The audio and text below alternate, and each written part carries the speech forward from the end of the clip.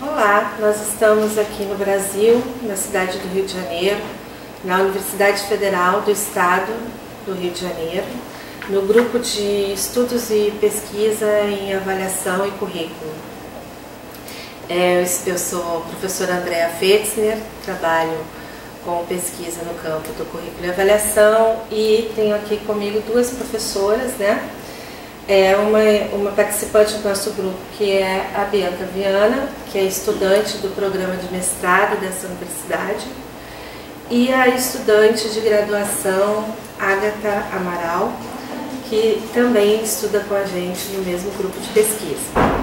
Nosso objetivo é conversar um pouco sobre o que temos percebido como projetos de adaptação do currículo à realidade da turma, que é uma discussão presente no momento no curso que vocês fazem em Portugal.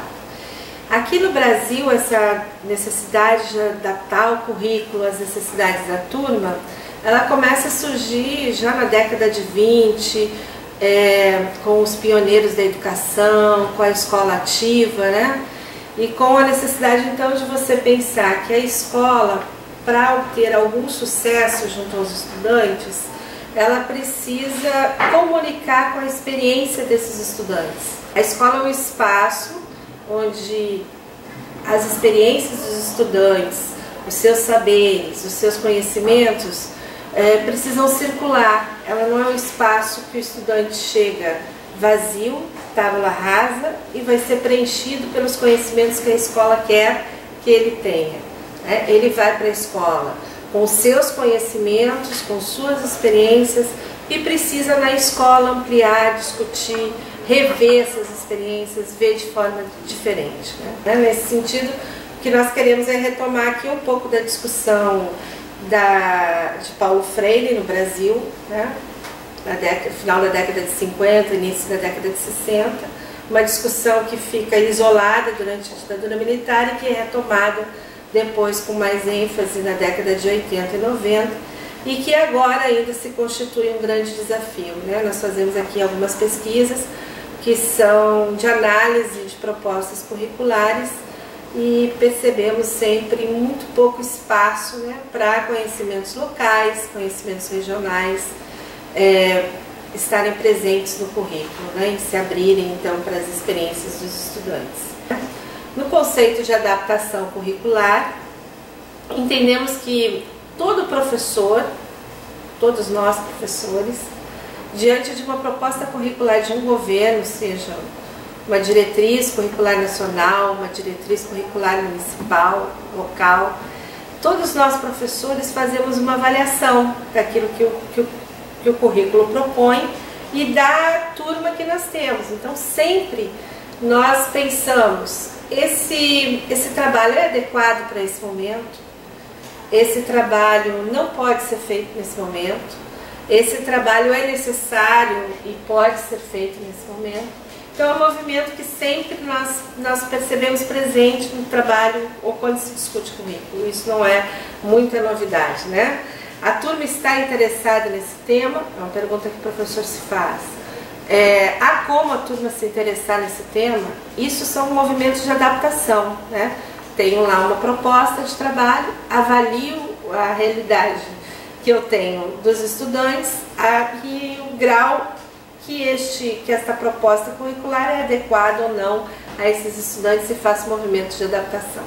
O que a gente vai se centrar a discutir agora, um pouco a experiência da Agatha na sua formação em pedagogia, né, na graduação, e um pouco da professora Bianca, né, na sua experiência como professora e agora refletindo no programa de mestrado.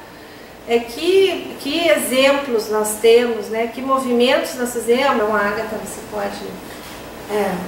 Eu vou falar um pouco, né, de uma experiência que eu tive, né, numa escola do município, que foi trabalhar com a questão do conhecimento relacionado aos estudos sociais, né? Um primeiro movimento que eu busquei fazer foi levantar um tema que fosse comum aos estudantes que estivessem ali e que eles tivessem interesse em discutir, né? Então a gente foi conversando sobre o cotidiano deles, sobre os momentos de lazer.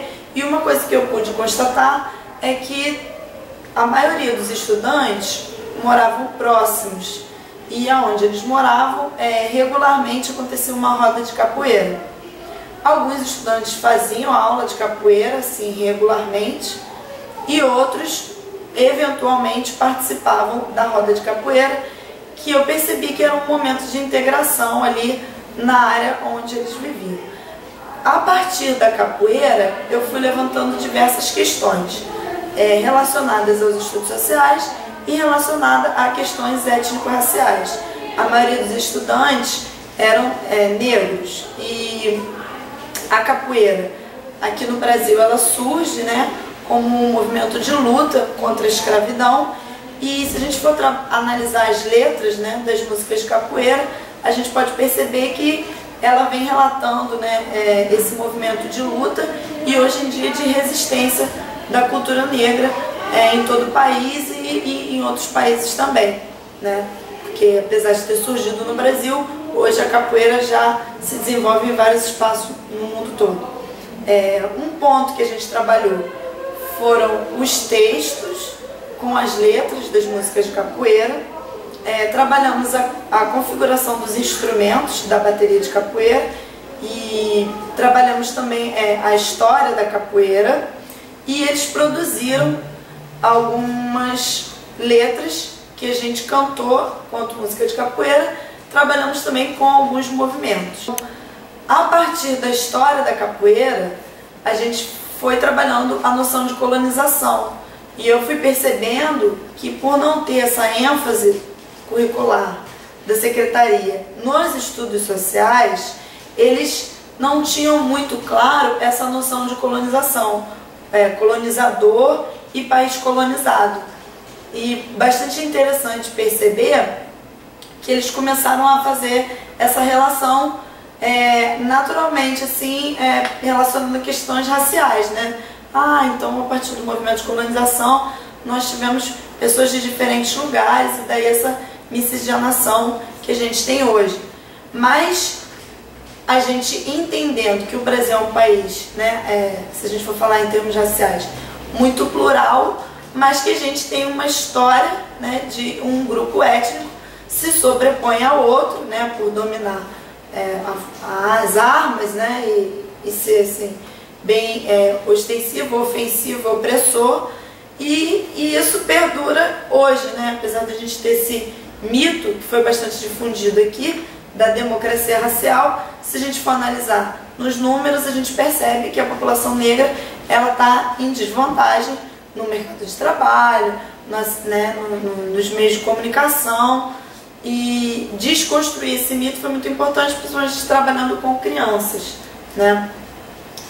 A partir dos textos, né, a gente levantando a história da capoeira, a gente percebe que ela foi muitos movimentos duramente reprimida na história do país, e foi interessante trabalhar isso com eles, porque eles, por serem de uma área, uma localidade que aqui no Brasil, né, uma favela, eles constantemente sofrem opressão do Estado, né, violência policial, eles percebem isso no cotidiano.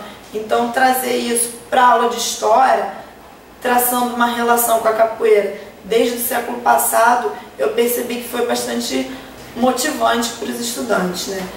A produção dos textos, eles também se interessaram, e daí começaram a produzir letras que a gente cantou, né, com os instrumentos da capoeira, e essas letras traziam muitas questões assim do cotidiano deles, né, que eles achavam importante falar. Então aí a gente trabalhou conhecimentos de história, né, de português, de geografia, de educação física, de música, trazendo aí essa noção de interdisciplinaridade e adaptação curricular, né?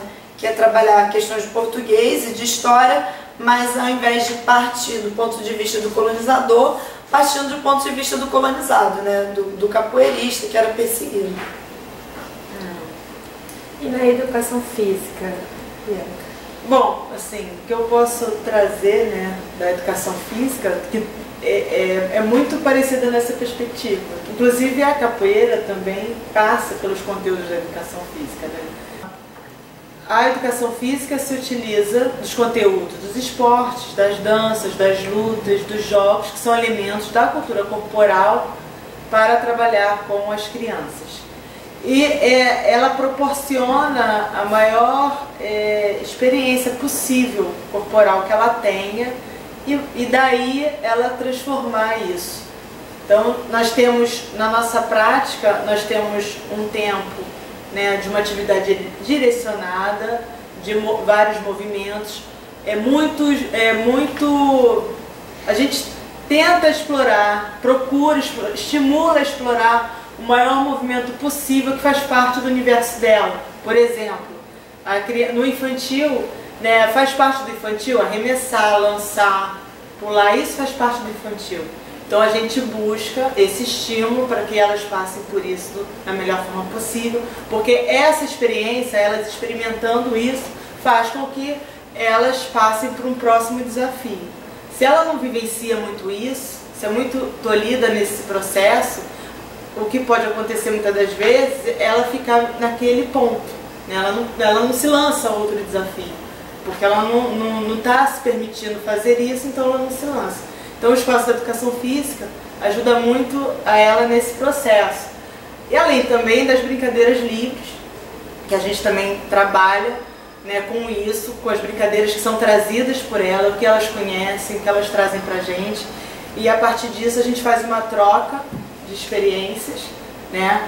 Muitas delas são geralmente elas já conhecem as brincadeiras, elas geralmente apresentam ao professor, mais ao professor do que a elas mesmas, porque elas pertencem, na maioria das vezes, à mesma comunidade, né?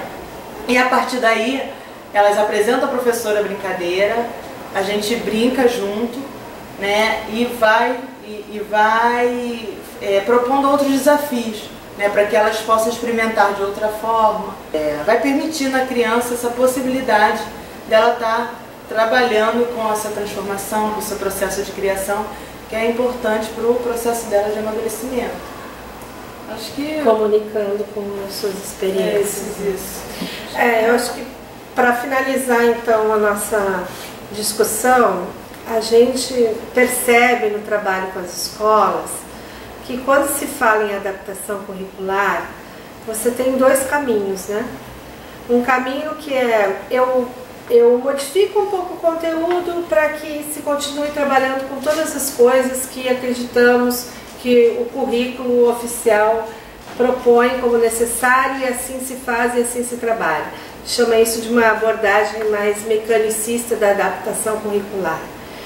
E do ponto de vista mais crítico, a gente fala um pouco disso que a Bianca e a Ágata trouxeram como experiência, que são experiências curriculares que rompem com determinadas orientações e buscam na necessidade, né, cotidiana, nas vivências cotidianas daqueles que estão na escola, conteúdos que sejam significativos para o trabalho escolar.